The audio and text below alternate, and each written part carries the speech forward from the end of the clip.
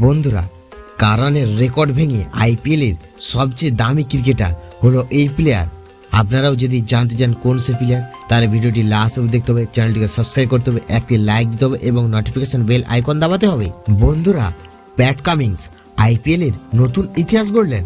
আইপিএলের নিলামের ইতিহাসের সর্বোচ্চ 20,50,00,000 রুপিতে অস্ট্রেলিয়ার বিশ্বকাপ জয়ী অধিনায়ককে দলে নিয়েছেন সানরাইজার্স হায়দ্রাবাদ। দুবাইয়ে আজ 2024 সালের আইপিএলের জন্য নিলাম অনুষ্ঠিত হচ্ছে। বন্ধুরা, আইপিএলের ইতিহাসেরই সবচেয়ে দামি ক্রিকেটার হয়ে গেছেন কামিন্স। 20 কোটি রুপি পেরিয়ে যাওয়ার প্রথম ক্রিকেটার তিনি। কামিন্স ভেঙে দিয়েছেন গত মরশুমে স্যাম কার্নের 18,50,00,000 রুপির রেকর্ড দামে ইংলিশ অলরাউন্ডারকে কিনেছিলেন পাঞ্জাব কিংস। তবে সে রেকর্ড টিকল মাত্র এক মরশুম।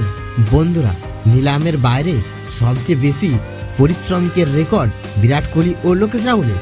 যৌথভাবে দুজনেই পেয়েছেন 17 কোটি রুপি। নিলামে কামিন্সের ভিত্তিমূল্য ছিল 2 কোটি রুপি। শুরুতেই দর কষাকষি ছিল চেন্নাই সুপার কিংস ও মুম্বাই ইন্ডিয়ান্সের। এরপর দৃশ্যপটে আসে রয়্যাল চ্যালেঞ্জার ব্যাঙ্গালোর। তারা উঠেছিল 7,80,00,000 রুপি পর্যন্ত। এরপরে আসে হায়দ্রাবাদ। বেঙ্গালুরুর সঙ্গে লড়াই চলে হায়দ্রাবাদের, শেষ পর্যন্ত সে লড়াই জিতে যায় হায়দ্রাবাদ।